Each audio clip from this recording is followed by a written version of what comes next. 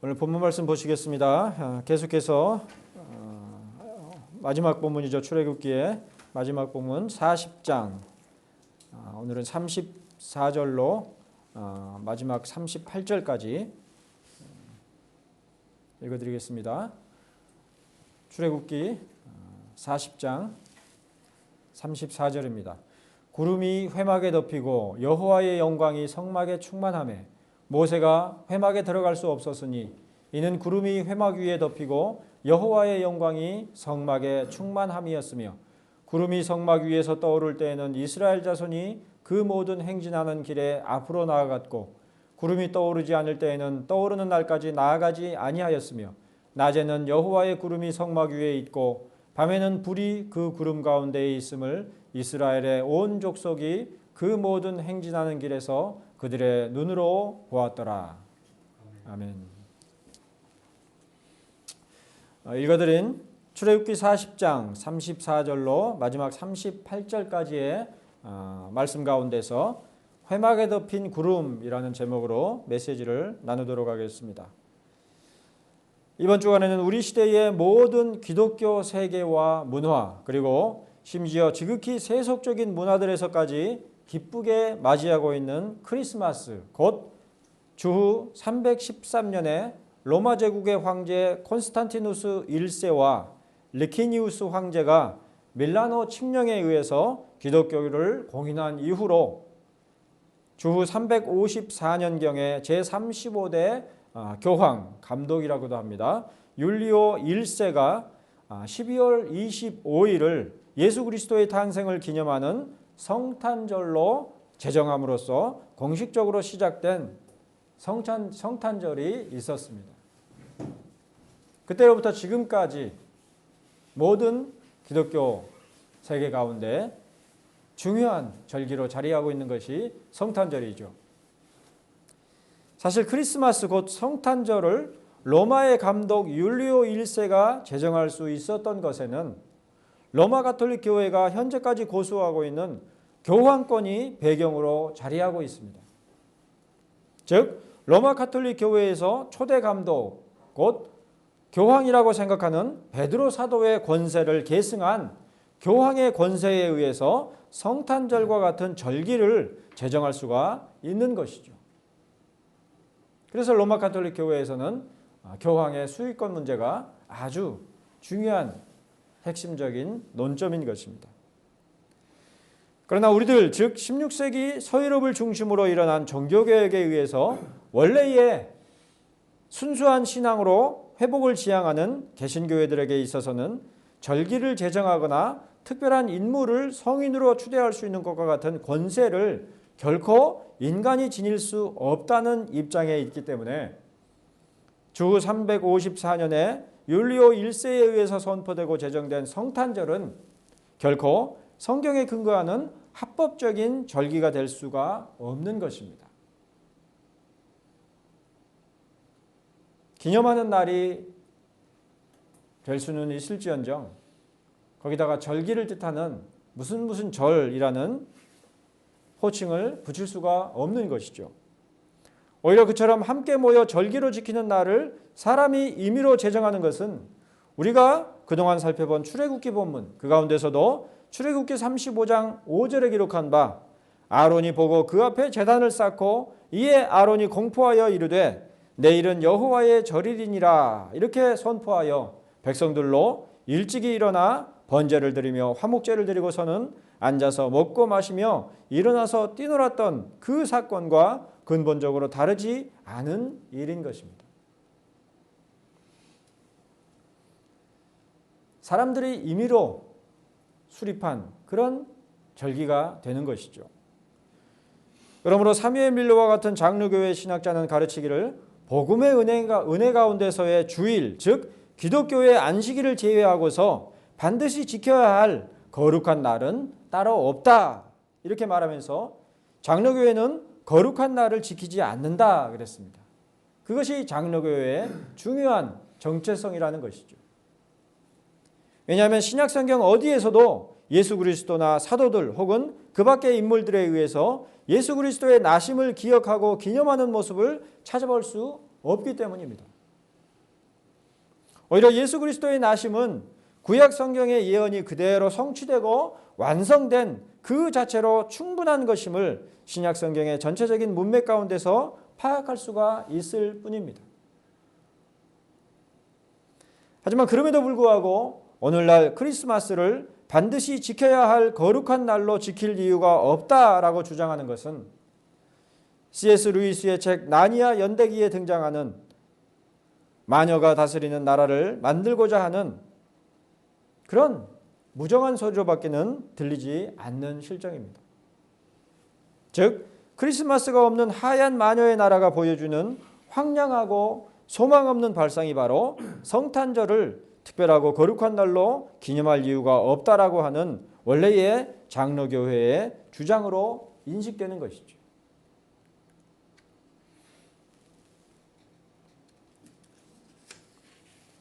자, 그렇다면 우리의 신앙에 거리마다 오고 가는 많은 사람들이 웃으면서 기다리는 크리스마스가 없는 것은 그처럼 황량하고 삭막하기만 한 겨울나라와 진배 없는 것일까요?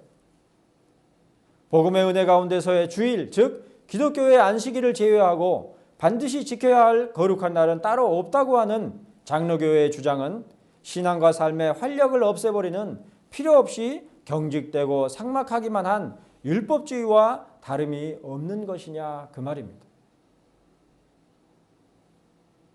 오늘날의 문화와 인식 가운데서는 그렇게 비치겠죠. 잘 아시는 바와 같이 구약 성경에 기록된 거의 모든 절기와 제사 예법들은 사실 예수 그리스도와 그의 사역을 투영한 것들입니다. 예표죠. 대표적으로 유월절, 로마 가톨릭에서는 파스카라 그러죠. 유월절과 유월절에 잡는 어린 양이 바로 예수 그리스도와 그의 희생으로 말미암아 우리들의 죄가 비로소 극복되는 것을 함축하고 있는 것이며, 특히 그 어린 양이 전혀 흠이 없어야만 하는 것에서 무흠하신 예수 그리스도의 탄생과 희생을 단적으로 떠올릴 수가 있는 것입니다. 바로 그런 이유로 우리는 그리스도의 동정녀 탄생에 대하여서 신앙으로 고백하는 것이죠.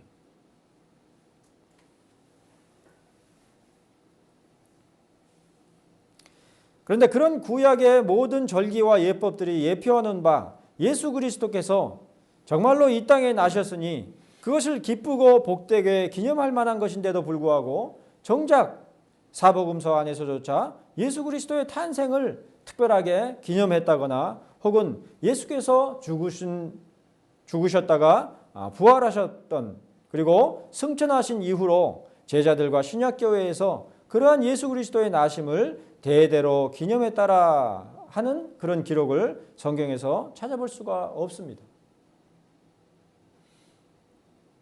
다만 예수께서는 세례 예식을 자신도 친히 받으심으로 인정하셨으며 또한 성찬을 제정하신 후에 마지막으로 이르시기를 너희는 가서 모든 민족을 제자로 삼아 아버지와 아들과 성령의 이름으로 세례를 베풀고 내가 너희에게 분부한 모든 것을 가르쳐 지키게 하라 이렇게 말씀하셨을 뿐이었죠.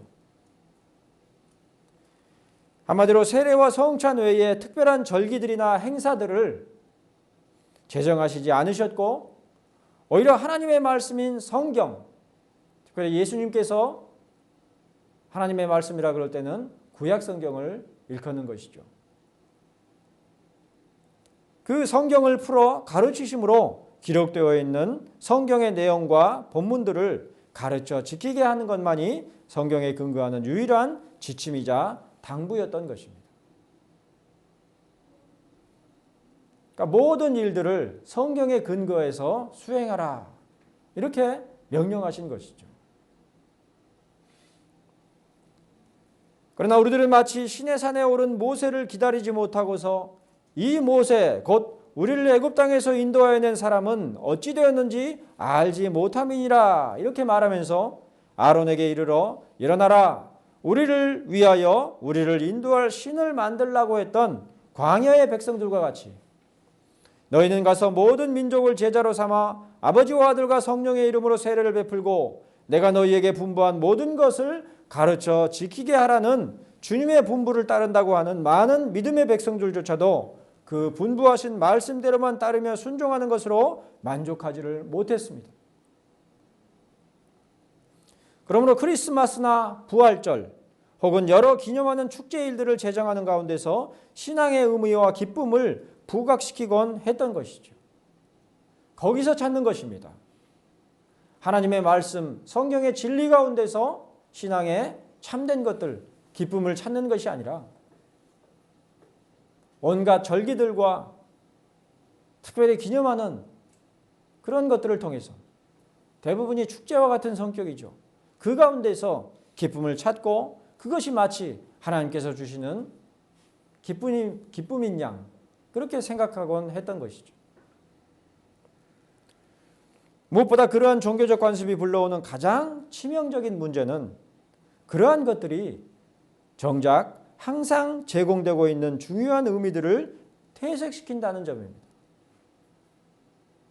마치 너를 낮추시며 너로 줄이게 하시며 또 너도 알지 못하며 내 열조도 알지 못하던 만나를 내게 먹이신 것은 사람이 떡으로만 사는 것이 아니요 여호와의 입에서 나오는 모든 말씀으로 사는 줄을 너로 알게 하려 하심이니라. 이렇게 기록되어 있는 신명기 8장 3절 말씀에도 불구하고 정작 광야 백성들의 관심이 먹을 양식의 문제에만 사로잡혀서 만나조차도 금방 식상하고 실증나는 것으로 여겼던 것처럼 내가 너희에게 분부한 모든 것을 가르쳐 지키게 하라고 하신 주님의 당부에 창념하거나 혹은 예수 그리스도의 부활하심과 참된 안식을 기억하는 날인 주의 날을, 주일이죠, 온전히 성수하는 것에 창념하지 못하고 부활절이나 성탄절과 같이 사람들이 임의로 제정한 날들과 풍습을 따르는데 오히려 창념하도록 하는 치명적인 문제점이 있는 것입니다. 그러니까 매 주일마다 주님을 기억하며 주님의 부활을 떠올리고 또 말씀 가운데서 안식하는 그러한 신앙에 창념하지를 못하고 부활절이나 성탄절과 같은 그러한 특별한 날들을 기다리고 그러한 날에 비로소 무언가 기쁘고 은혜로운 것들을 얻는 것처럼 그런 신앙으로 내몰리게 되는 것이죠. 하지만 부활절이나 성탄절 그 자체를 살펴보자면 그 의도에서부터 그 의미에 이르기까지 결코 부정적이거나 나쁜 의도를 내포하는 것이 아님을 볼 수가 있습니다. 그러므로 굳이 그처럼 순수한 의도와 맥락으로 시작된 절기들을 부정할 필요는 없지 않은가 하고 생각할 수 있을 것입니다. 좋은 의미로 그렇게 제정된 것인데 그 의미를 잘 살리면 되지 꼭 그걸 없앨 필요가 있는가 그렇게 생각할 법하죠. 오히려 그날을 인정하되 원래의 의도했던 순수한 의미들을 최대한 살려낸다고 한다면 오히려 더욱 좋은 것이 아니겠는가 그렇게 생각하는 것입니다. 이런 생각과 관련해서 오늘 마지막으로 살펴보게 된 출애굽기 본문인 34절로 35절을 주목해 볼 필요가 있는데 그 구절들은 기록하기를 구름이 회막에 덮이고 여호와의 영광이 성막에 충만함에 모세가 회막에 들어갈 수 없었음이라 그랬습니다.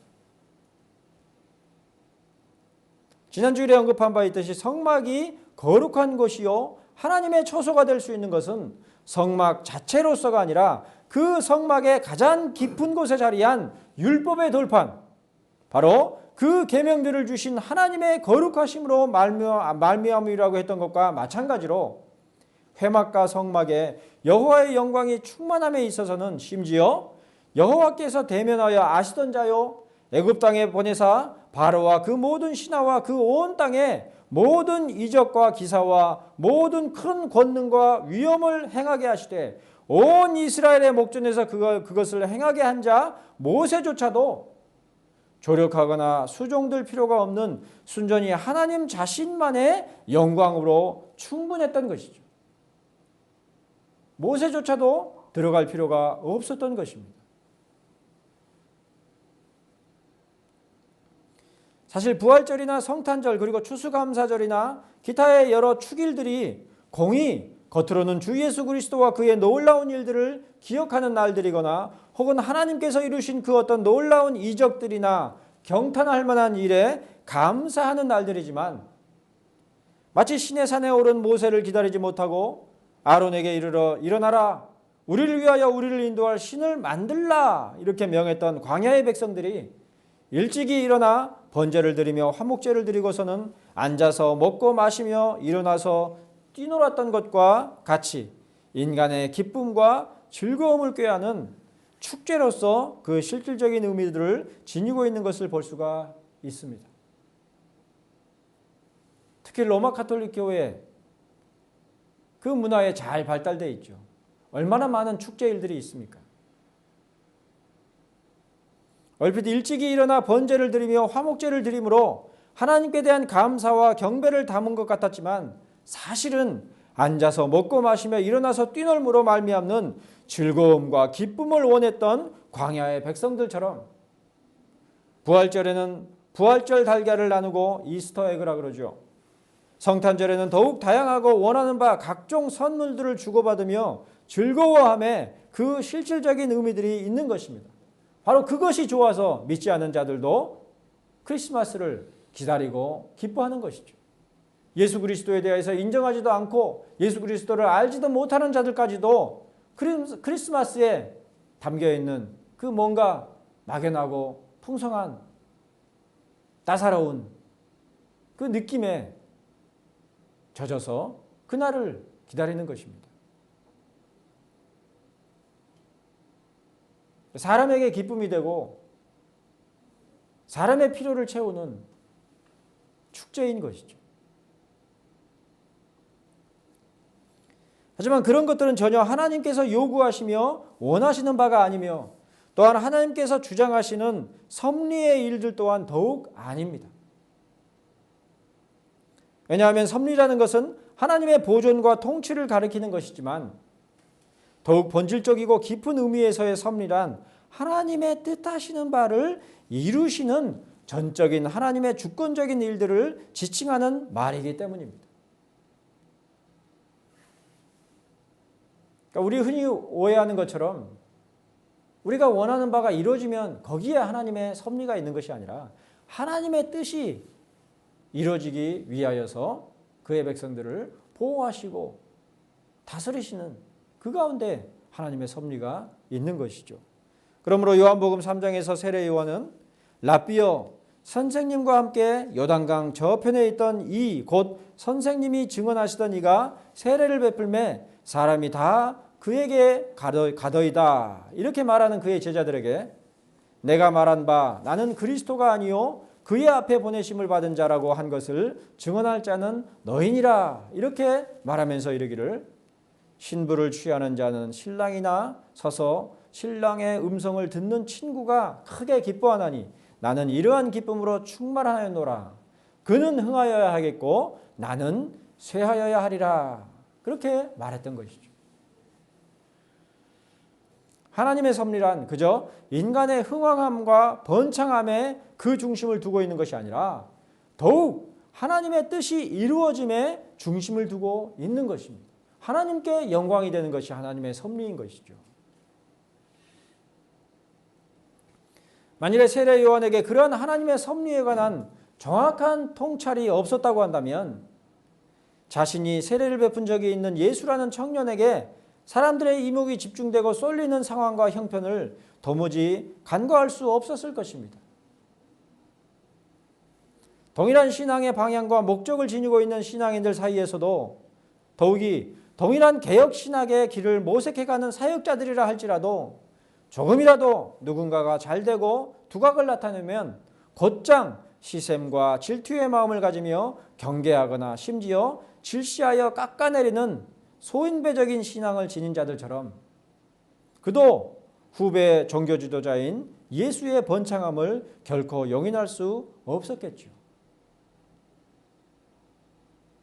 나에게 세례를 받은 자가 나보다 더 많은 사람들을 이끈다고?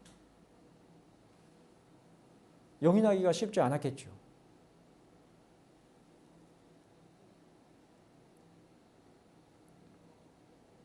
마치 요한복음 1장 43절 이하의 본문에 기록한 바 빌립이 나다나엘을 찾아 모세가 율법에 기록하였고 여러 선지자가 기록한 그 일을 우리가 만났으니 요셉의 아들 나사렛 예수라 이렇게 말하는 것에 대해서 뭐라고 답합니까?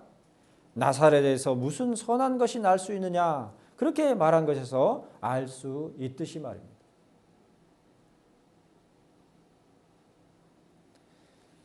그러나 세례 요한에게는 그 자신이 그리스도와 같이 주목을 받을 자가 아니라는 사실, 오히려 그 자신은 그리스도의 앞길을 예비하려고 보냄을 받은 자일 뿐이라는 소명의 성격을 분명하게 인식하고 있었을 뿐만 아니라 그의 앞에서 벌어지고 있는 예수의 흥왕함이 하나님의 섭리라고 하는 정확한 판단을 지니고 있었습니다. 개혁신학의 소개와 융성함을 위해서 자신의 삶과 생활조차도 기꺼이 희생할 줄 아는 참으로 개혁된 사역자가 드문 작금의 현실, 오히려 개혁신학의 소개와 융성함조차도 자신의 융성함과 번창함 가운데서 이루어져야 비로소 용인할 수 있을 것처럼 여기는 그러한 오늘날의 현실과 달리 그에게는 그야말로 그는 흥하여야 하겠고 나는 쇠하여야 하리라 라고 하는 확고한 소명과 섭리의 인식이 충만해 있었던 것입니다.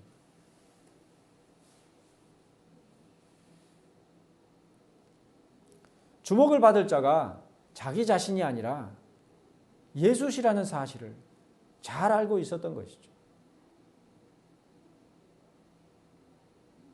사람들에게 어필하는 것은 개혁신학을 말하는 우리 자신이 아니라 개혁신학 자체라는 것을 우리가 잊지 말아야 하는 것이죠.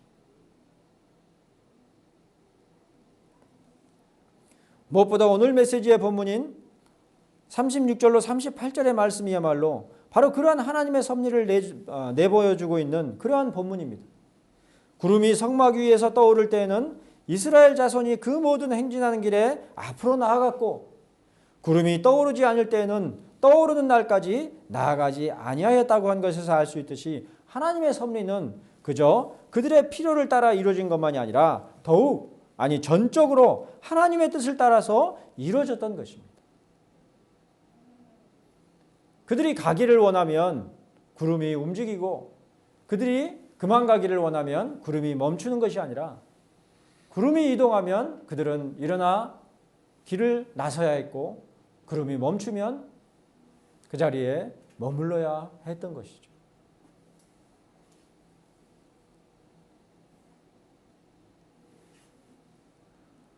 하나님의 섭리가 없을 때에는 멈추고 하나님의 섭리와 인도하심이 있을 때는 나아가는 그러한 면면을 그 모습 가운데서 생생하게 찾아볼 수가 있는 것이죠.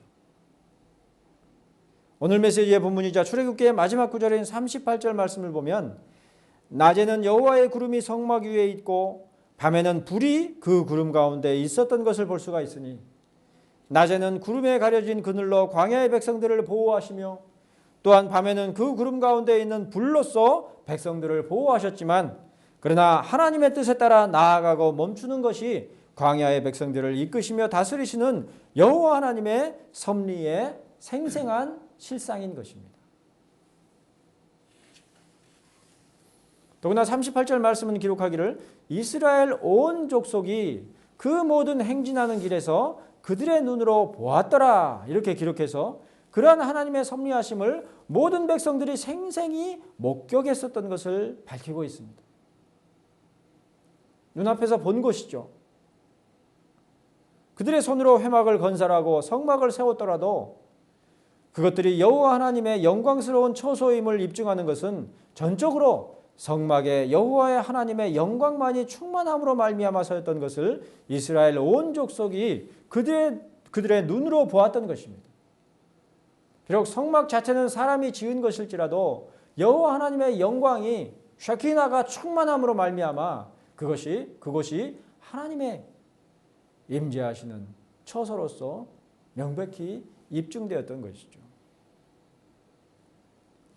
이처럼 성막의 여호와 하나님의 영광으로 충만했던 것은 회막에 덮인 구름을 통해 이스라엘 온 족속이 눈에 보인 바 되었던 것인데 특별히 성막을 기록하고 성막을 거룩하고 영광스러운 것으로 구별되도록 하는 것이 여호와께서 명령하신 대로 성막과 그 안의 모든 기구들과 제사장을 성별한 모세의 온전한 순종에도 불구하고 그러한 모세의 순종 자체도 그것으로 말미암은 것이 아니라 오히려 전적으로 성막에 충만했었던 여호와 하나님의 영광으로 말미암아 있었음을 온 족속이 목격했었던 것입니다.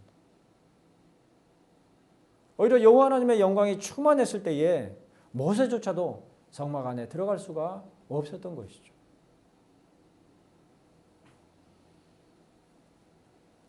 자, 그런데 이와 동일한 사건을 기록한 것을 우리들은 열왕기상 8장 10절로 11절에서 기록한 바 솔로몬 성전에 여호와의 언약궤를 다윗성 곧 시온에서 메어 올렸을 때의 이 일 가운데서 또 한 번 목격할 수가 있습니다. 오늘 메시지의 본문 34절로 35절에 기록한 바 구름이 회막에 덮이고 여호와의 영광이 성막에 충만함에 모세가 회막에 들어갈 수 없었던 것처럼 그때에도 즉 성전에서도 제사장이 성소에 나올 때에 구름이 여호와의 성전에 가득함에 제사장이 그 구름으로 말미암아 능히 서서 섬기지 못하였으니 이는 여호와의 영광이 여호와의 성전에 가득함이었더라 이렇게 기록하고 있는 것입니다. 한마디로 성소이든 성전이든 그 거룩과 영광에 있어서는 인간의 그 어떤 것도 필요가 없이 전적으로 하나님으로 말미암아 비로소 온전하게 거룩하고 영광스러울 수가 있었던 것이죠.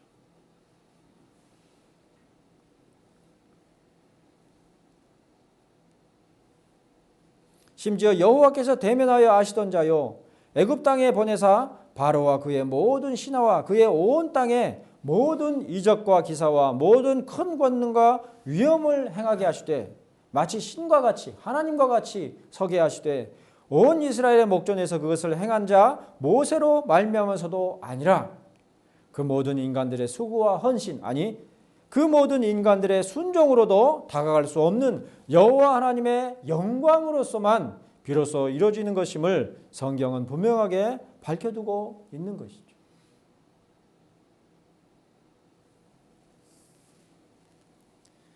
더구나 이제 우리 시대에는 그 어떤 것으로든 본질적이고 실제적인 것들을 예표할 수 있는 표징이라고는 없습니다. 구약의 대부분의 절기들과 제사들 그리고 예법들이 예수 그리스도와 그의 이루신 일들을 예표하며 나타내 보이는 것으로 제시되었던 것과 달리 이제는 그 모든 예표들이 예수 그리스도와 그의 사역으로 말미암아 다 성취되었으니 예수 그리스도께서도 친히 받으심으로 인정하신 세례와 더불어서 그가 친히 제정하신 성찬 예식 외에는 그 어떤 예표나 상징, 기념하는 것이나 축일들도 전혀 필요치를 않은 것임을 우리들은 구약과 신약으로서의 전체 성경의 맥락 가운데서 파악하며 기억해야만 하는 것입니다. 하나님께서 제정하신 성례는 이제 세례와 성찬 외에 없단 말이죠. 그것 외에 가시적으로 드러나는 그 어떤 것도 우리에게 필요치가 않은 것입니다. 그러므로 오늘 우리들이 참여하게 된 성찬 예식은 이제 신약시대 이후로 우리에게 유일하게 제시된 예식입니다. 물론 성찬과 함께 세례 예식 또한 예수께서 인정하신 예식임에 분명하지만 세례식은 일생에 한 번만 시행한다는 점에서 성찬과 구별되며 일생 동안에 자주 참여하는 성찬 예식이야말로 그 안에 내포된 은혜의 의미와 내용을 실감할 수 있는 거의 유일한 예식인 것이죠. 모세가 손으로 만든 성소에 들어감으로 죄사함을 온전하게 실감하게 했었던 것처럼 이제 손으로 만들지 않은 성소에 들어가신 예수께서는 진정하고 최종적이며 완전한 죄사함과 은혜로 우리들을 이끄시는 것입니다. 이와 관련해서 히브리서 9장 11절로 12절에서 사도는 이르기를 그리스도께서는 장래 좋은 일에 대제사장으로 오사 손으로 짓지 아니한 것 곧 이 창조에 속하지 아니한 더 크고 온전한 장막으로 말미암아 염소와 송아지의 피로 하지 아니하고 오직 자기의 피로 영원한 속죄를 이루사 단번에 성소에 들어가셨느니라 이렇게 기록했습니다. 또한 이후로 24절에서도 사도는 이르기를 그리스도께서는 참것의 그림자인 손으로 만든 성소에 들어가지 아니하시고 바로 그 하늘에 들어가사 이제 우리를 위하여 하나님 앞에 나타나심을 기록했으니 이제 우리들은 더 이상 손으로 만든 것들을 기대하며 의지하지 아니하고 오히려 손으로 짓지 아니한 것 곧 이 창조에 속하지 아니한 더 크고 온전한 것들을 고대하며 의뢰해야 마땅한 것입니다. 그야말로 신령한 것들을 의뢰해야 하는 것이죠. 하지만 안타깝게도 우리들은 무엇인가 눈앞에 보이지 아니하면 결코 평안해하지를 못하는 존재들입니다. 눈앞에 뭐가 보이지 않으면 만족할 수도 없고 안심할 수도 없는 그런 연약한 자들이죠. 비록 예수 그리스도께서 우리를 위하여 하나님 앞에 나타나 계심에도 불구하고 우리들과 함께하는 은혜의 표지가 없이는 결코 평안하며 감사하지를 못하는 연약한 자들인 것입니다. 그리스도를 믿는 신자들이라 할지라도 그처럼 연약하기는 마찬가지죠.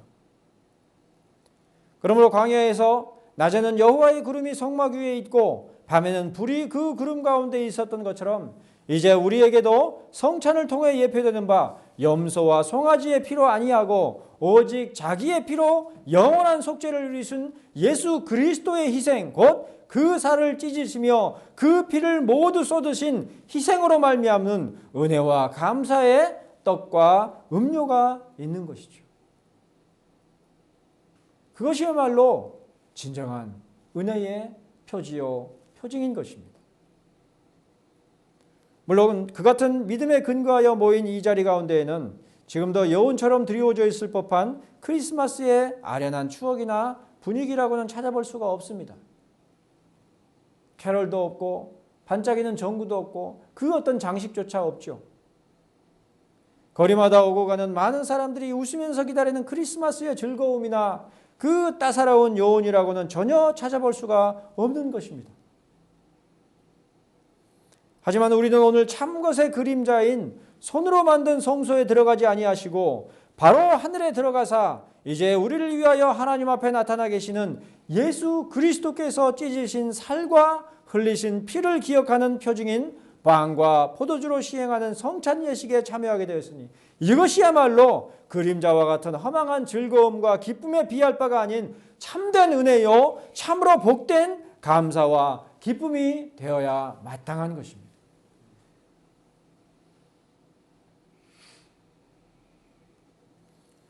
웨스트민스터 총회의 의장이었던 윌리엄 트위서의 교리문답에서 언급하고 있는 것처럼 참으로 우리가 먹는 빵과 우리가 마시는 포도주가 우리의 몸을 성장시키고 기운을 북돋우는 것처럼 우리가 먹는 양식들이 우리를 성장하게 하고 힘을 키우는 것처럼 만약 우리가 믿음으로 그것들을 먹고 마신다면 즉 믿음으로 성찬의 떡과 포도주를 마신다면 그리스도의 몸과 피가 우리의 영혼들을 영생에 이르도록 성장시키실 것이라는 점이야말로 그리스도께서 전혀 언급하신 적이 없는 사람의 절기일 뿐인 크리스마스가 공급할 수 없는 참된 교훈이자 유익임을 깨닫는다고 한다면 우리들이 임의로 제정한 절일에 앉아서 먹고 마시며 일어나서 뛰놀 것이 아니라 그리스도께서 친히 제정하신 성찬에 참여하여 그의 살과 그의 피를 마심으로 우리의 영혼을 성장시켜야 마땅하다는 것을 잊지 말기를 바랍니다. 성탄절과 부활절과 같은 절기들이 복된 것이 아니라 그리스도께서 친히 제정하신 성찬이야말로 진정한 은혜요, 진정한 복이요, 영원한 것들의 실상을 가시적으로 드러내는 것이란 말이에요.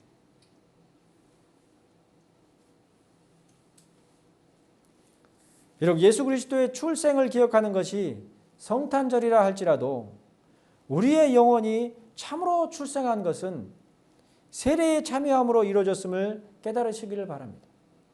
우리가 기념하고 기억해야 하는 것은 성탄절이 아니라 세례란 말이에요. 또 예수 그리스도께서도 그의 출생이 아니라 그의 죽으심에 앞서 성찬을 제정하심으로 우리의 영혼의 성장을 위한 양분들을 공급하여 주시는 것입니다. 그의 나심이 중요한 의미를 담고 있는 것이라고 한다면 예수님께서 친히 성탄절을 제정하셨겠죠. 나의 태어난 날은 언제이니 그날을 기억하거라. 그렇게 명하셨겠죠. 그런데 정작 주님께서는 그런 말을 전혀 하지 않으시고 오히려 십자가에 달리시기 전에 6월절에 만찬 자리 가운데서 성찬을 친히 제정하심으로 말미암아 대대로 우리가 세례와 성찬을 기억하고 시행하도록 그렇게 그의 제자들에게 명령하셨단 말이죠. 그런즉 오늘 이 자리에서 시행하는 성찬이야말로 그리스도 안에서 우리의 성장, 자라남에 대한 성례임을 믿으며 2021년 마지막 주일을 온전히 안식하는 우리 모두가 되기를 새 언약의 중보자이신 우리 구주 예수 그리스도의 이름으로 축복하는 바입니다.